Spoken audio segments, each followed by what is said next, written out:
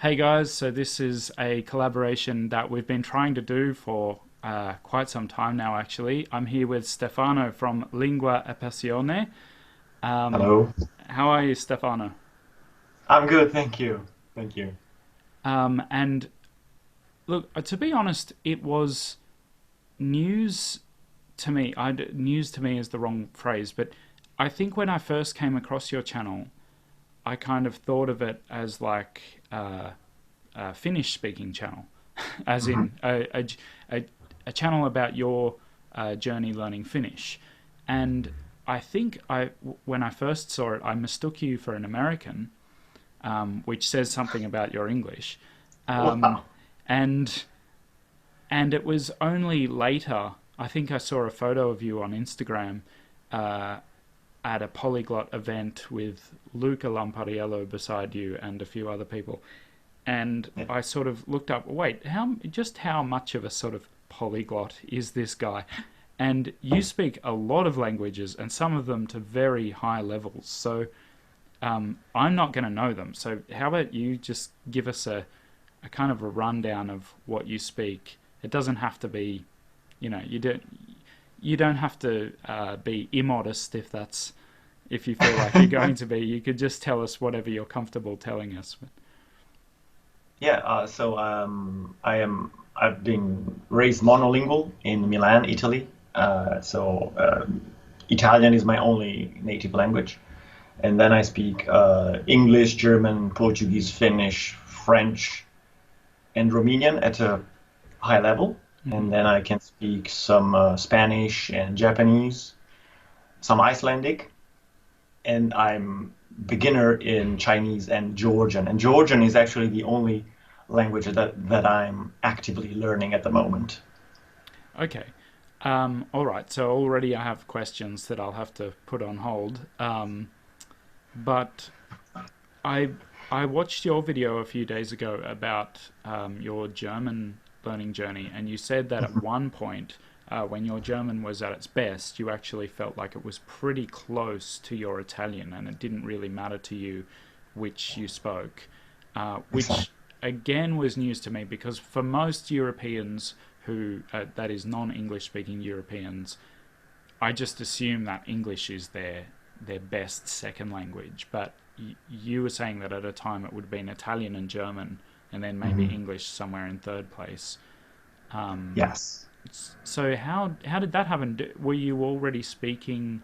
Were you already learning English when you started learning German, or? Of course, of course. German was actually the second language that I started learning. I had English from elementary school actually already.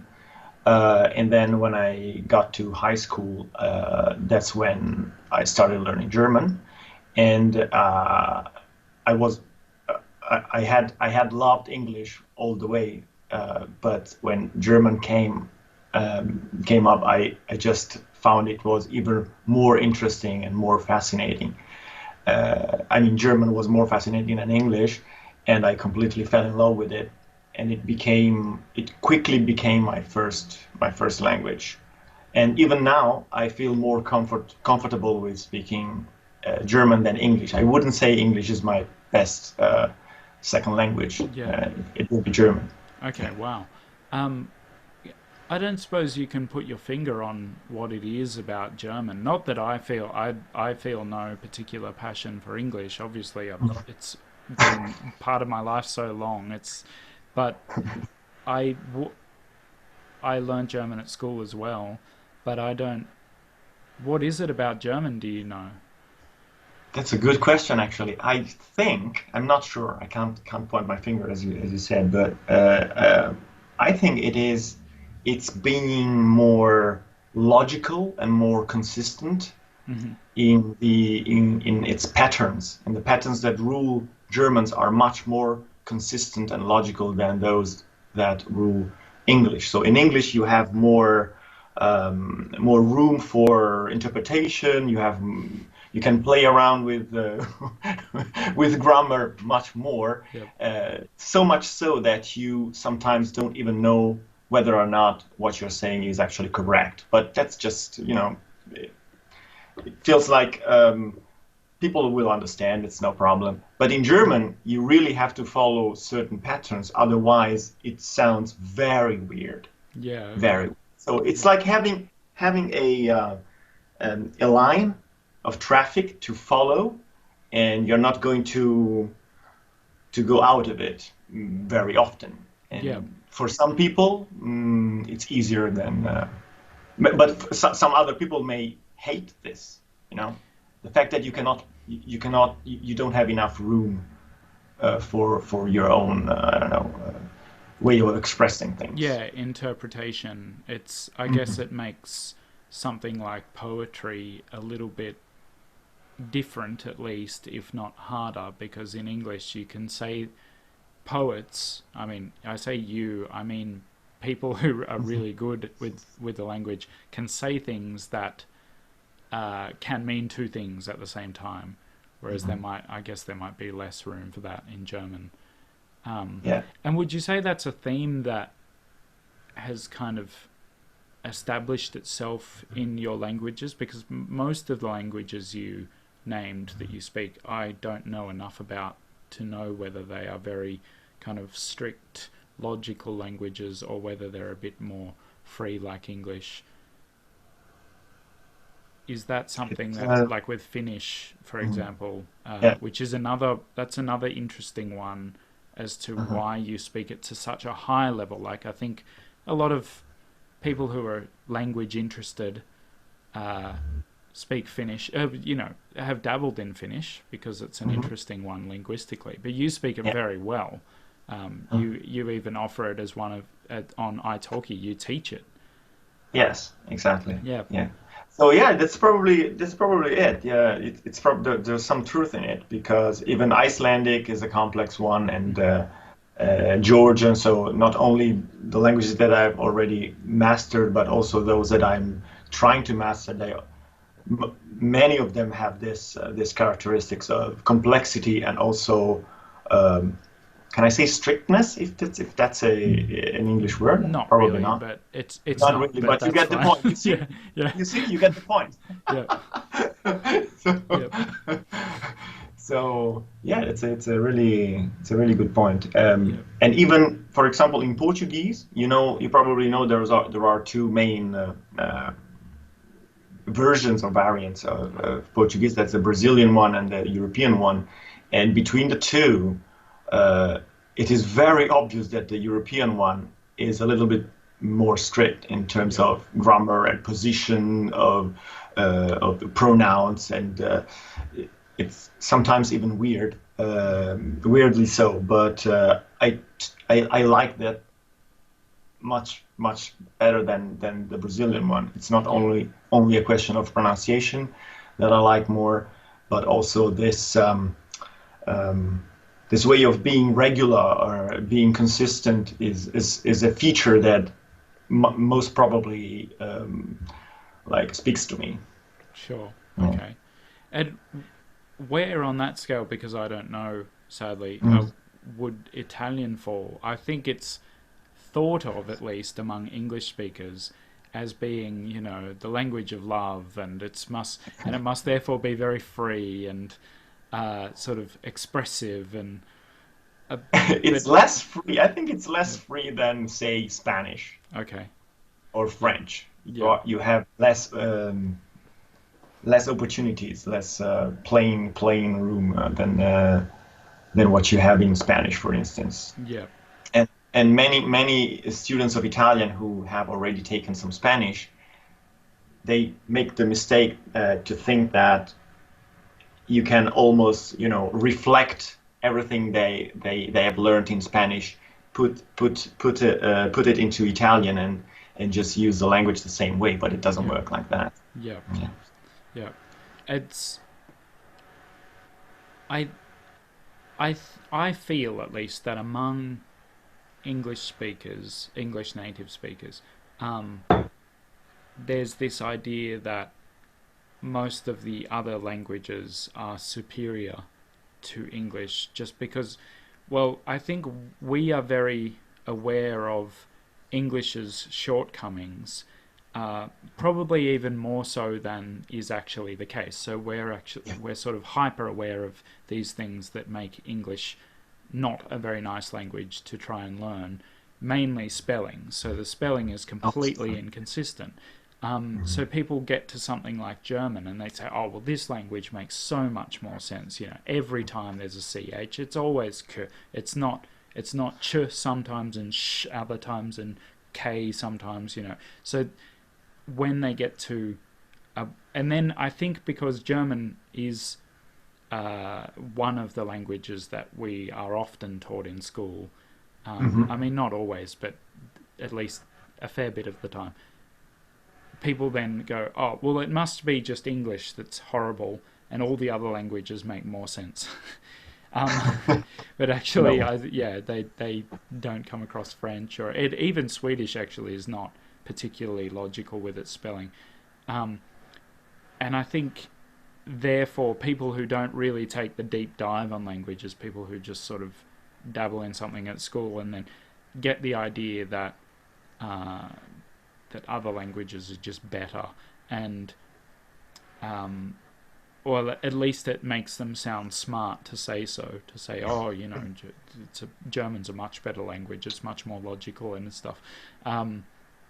But so it may be even, it sounds like it's almost a question of personality as to how much you really like these languages that make a lot of sense and follow strict rules, whereas I can imagine some people thinking, why would you like a language that follows rules? Like, surely that just makes it harder to learn. Yeah. I know people who have told me, no, I hate German because you have to follow those rules, Yep. or you have to play within that, set of rules. While in English, when I speak English, I feel free and I can explore the language, and I can, I can move wherever I want and give more facets of expression and all that stuff. They don't realize that people like me are quietly judging every decision they make. Like, they say something and I'm like, no, that wasn't quite right. Good point. Good point. So, where did the fascination with Finnish come from, and why to such a high level? That's a very unusual language for an Italian person to learn. Yeah, I know. Well, that fascination came from the fact that I was living in Germany actually. I spent 1 year and a half in Germany, and I had just completed a course in Portuguese, and I felt very confident in Portuguese.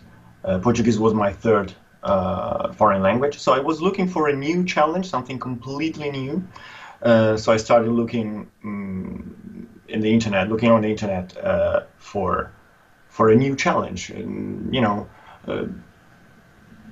looking at some texts in different languages that kind of interested me.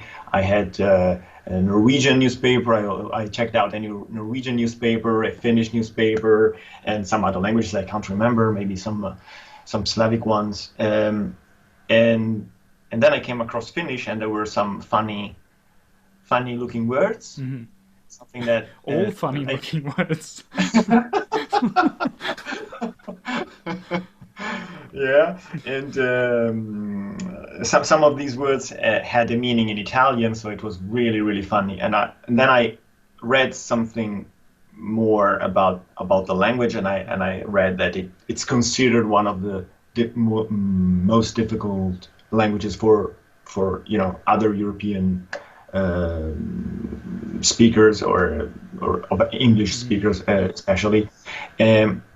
So I really wanted to understand and to explore why this was the case. And speaking of case, I also read that that was beautiful. Thank you so much. It was not prepared, which is amazing. Okay.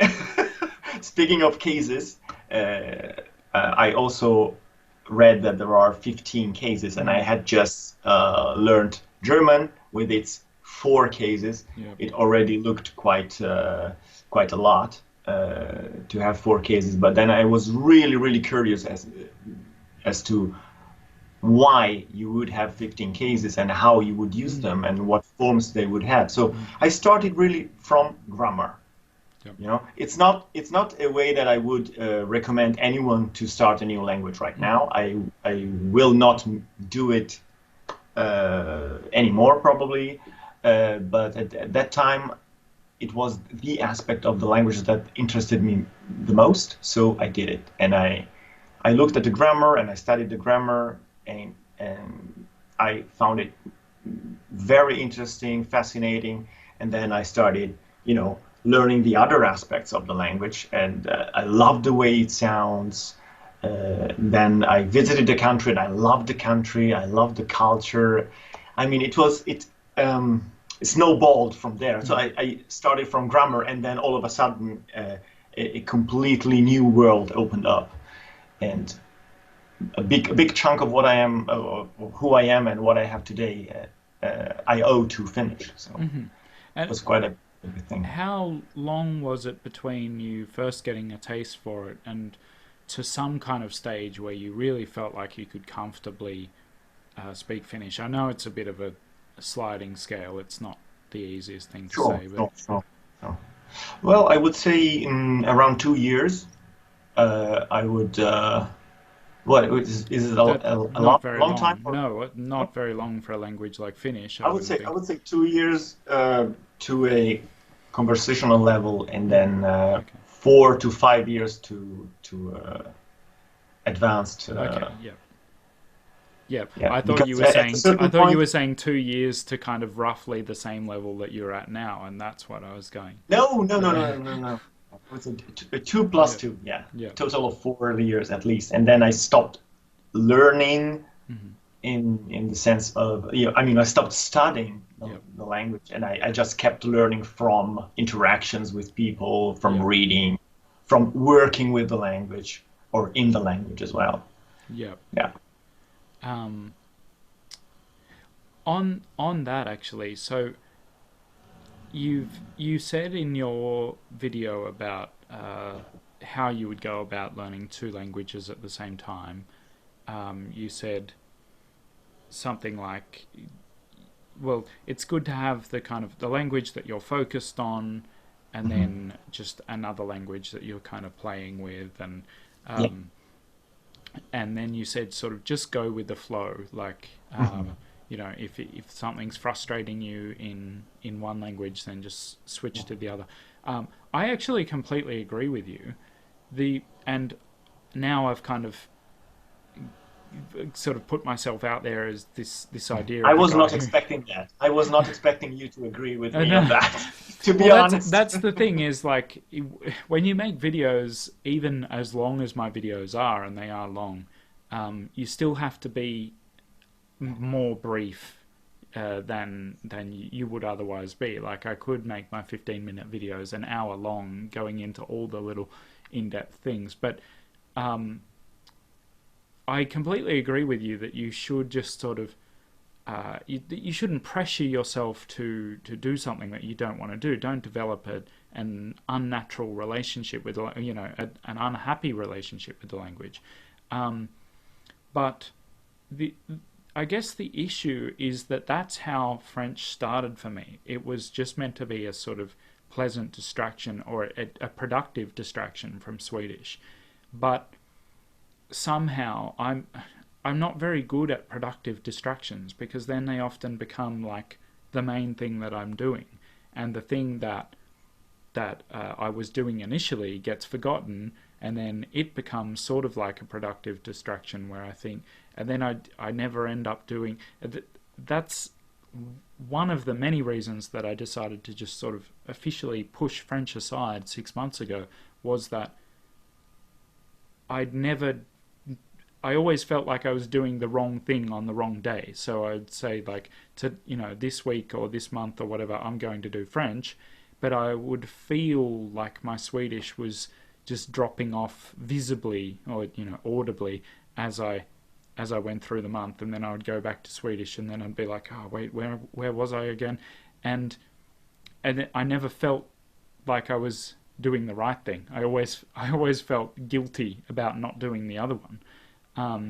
And now I can just feel, as long as I'm doing Swedish, if I do Swedish every day, then I'm doing the right thing. I'm sort of by my own standards kind of thing. So where do you think uh, the line is between kind of pushing yourself to do something enough that you're being productive, or that you're pushing yourself further, but also not pushing yourself too far, if that makes sense? I think so. Sorry. I think, yeah, Do you no, want me? Do I you think want me to try I and think I got clarify? what you Yeah. mean. Yeah. I think there's a phase where it's a good idea to focus only or mainly on one thing, and that's Mm. the start, the very start.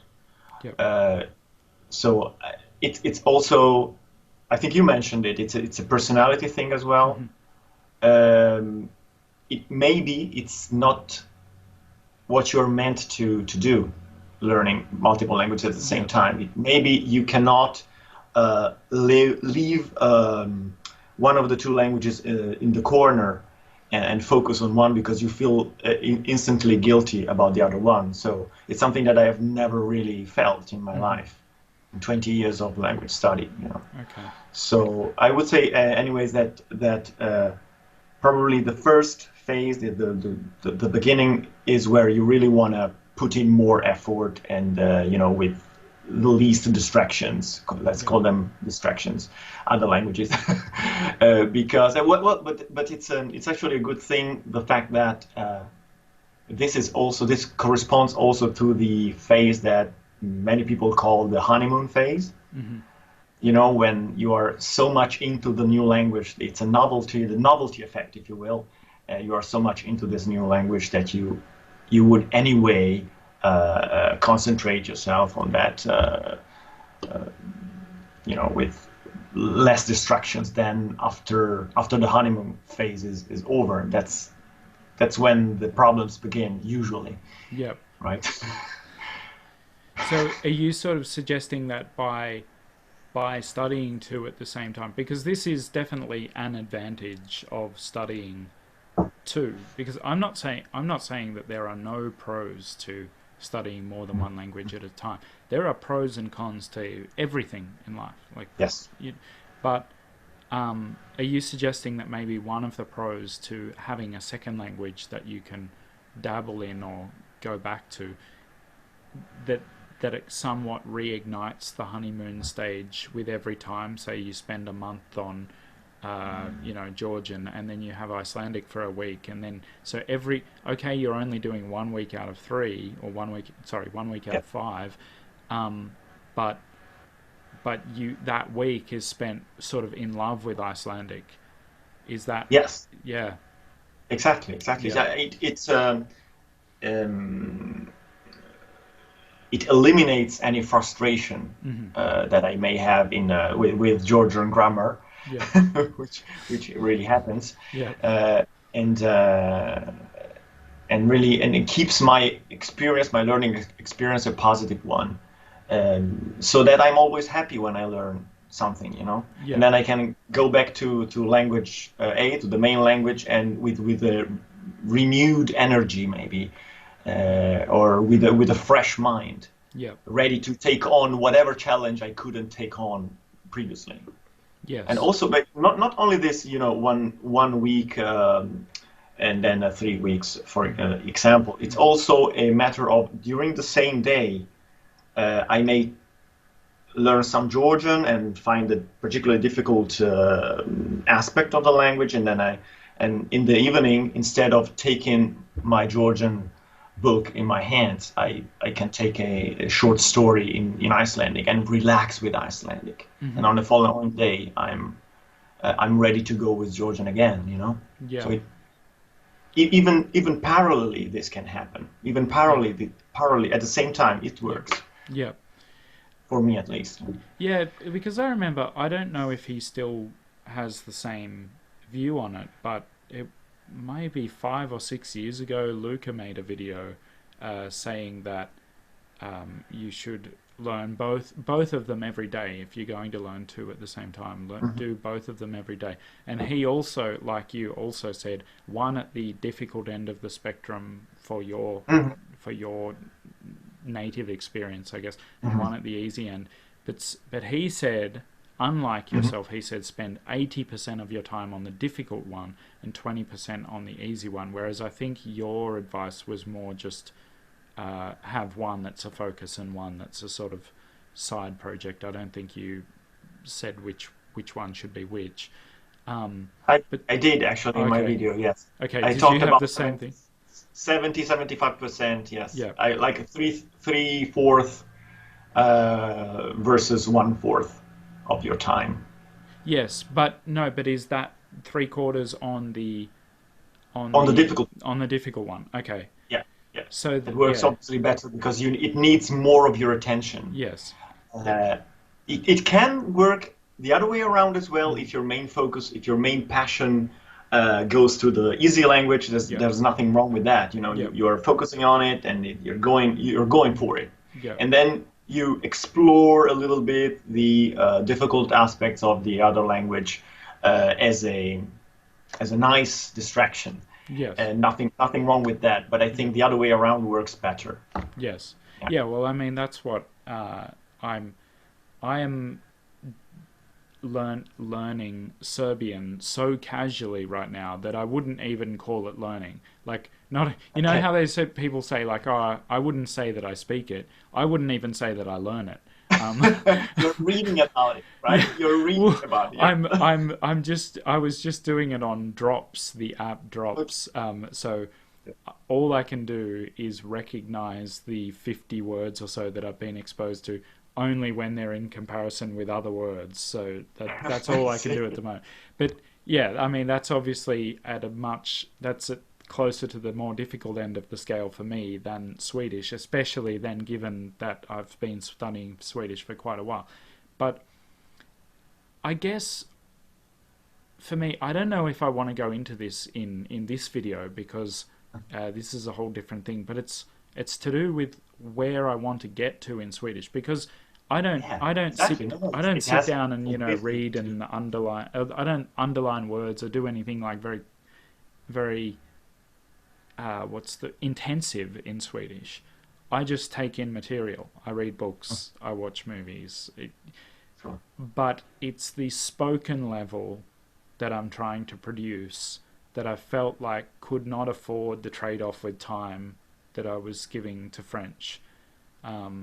It's this getting to this really fluent level, like your German or your Finnish, where you could comfortably do something like this. Like I could do something like this in Swedish, but it would be much less comfortable. And I don't like that. I don't like that feeling. You hate that feeling, right? Yeah. You hate the feeling of not being okay. I understand. Yeah. I feel you. Yeah. Especially when I then go and watch something and understand 98% of it. I don't mind that feeling in, say Spanish, because I expect to feel like that because I don't really speak Spanish. Yeah, but what is really important for me is to make clear that that's a phase that everybody faces. I mean, I've been through that multiple times with many other languages, and it's completely normal, and it's great to know that it's one of the steps, right? And then if you keep going, you will get to the upper step. Okay? So, and it's also what I try. I'm not sure I can do it, but what I try to communicate with my channel and in my channel is that everybody goes through all the phases. So that's why I have videos where I speak at very, very simple beginner level in Georgian or Chinese. It's also to show that it's completely normal to be a beginner. You have to accept that you are a beginner, and only then can you really learn through your mistakes. I mean, some of the mistakes that I've made in my first Georgian videos, I won't make anymore because some people corrected me on those, and I'm really thankful for that.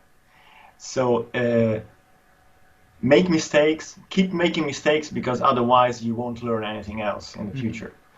Sure. So just go through that phase with knowing that that it's on the path to fluency.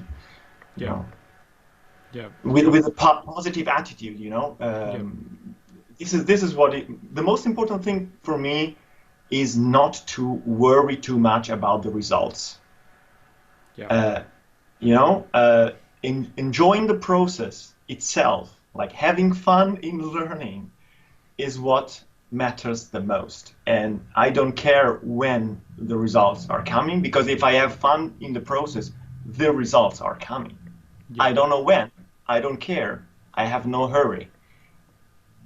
You know, I focus only on the fun, and then one day, all of a sudden, I have a conversation like this, and I realize, wow, I can actually talk, and I can express my ideas, and that's fantastic. And this gives a lot of motivation to keep going. Even further, you know. It's great. I just wanted to ask you about when I first discovered you. You were seemingly fairly actively learning Icelandic, but you seem to have put that to the side for the moment to focus on Georgian. Is that correct? It's in maintenance mode. Was there any particular? So you said before that Georgian is the main, you said the only language that you're sort of actively focusing on at the moment. But it seems your Icelandic is not as good as your others, is it? No. I would say it's between B1 and A2. I would say my grammar is at B1, but my vocabulary is at A2. So my weak vocabulary is, you know, keeping me from actually being able to use the language so as actively as I would like to. So why the sort of focus on Georgian? Why the current? Is it just something you decided you liked more, or? Yeah, it's I have this project. I have wanted to learn Georgian for actually about 20 years. And I've never started it, but I had never started it because last year I started finally, and I'm planning to visit Georgia in about 2 years, maybe 3. So I have this project of being able to speak Georgian when I'm there. I don't speak Russian. I'm not planning on learning any Russian anytime soon. So the challenge in this case is to be able to speak Georgian, and I have one of my best friends lives there. Is a Georgian person. So that's the story. But what I'm not going to do is to let Icelandic drop. You know, I'm maintaining it. And I've gotten to a point where I have a sufficient amount of languages that I have to cover almost daily to maintain them, and language maintenance has become for me paramount. I mean, it has become even more important than learning new languages. Because what I get out of my languages is really the joy of being able to consume contents and to use the languages actively as well, with friends, with people. So losing a language of mine, I would be gutted if that happened. So it's one of my priorities not to lose anything that I've learned. And it's difficult, but I'm trying to do that. How do you go about that with something like Icelandic, where it's not at a level that you can just say watch something or listen to a book or something? I mean, you could do that, but you wouldn't understand enough that would naturally maintain itself, like in say German, where it would do that. So how do you? What's your? So I use some resources for beginner to intermediate speakers, such as short stories or free materials that are online, like Isländska för alla. Mhm. It's a it's a complete course actually that is online for free. And I also have a couple of friends who are Icelanders, and I text them. I text, or sometimes I meet them on Skype. Mhm. We speak 30 minutes Italian, 30 minutes Icelandic, for example. Yeah.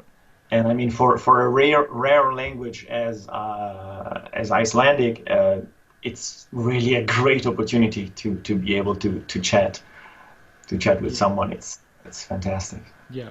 Yeah. Well, I'm gathering you know Robert, the Canadian teacher of Icelandic on iTalki. I Yeah. mean, not maybe know him personally, but I'm gathering you know who I'm talking about.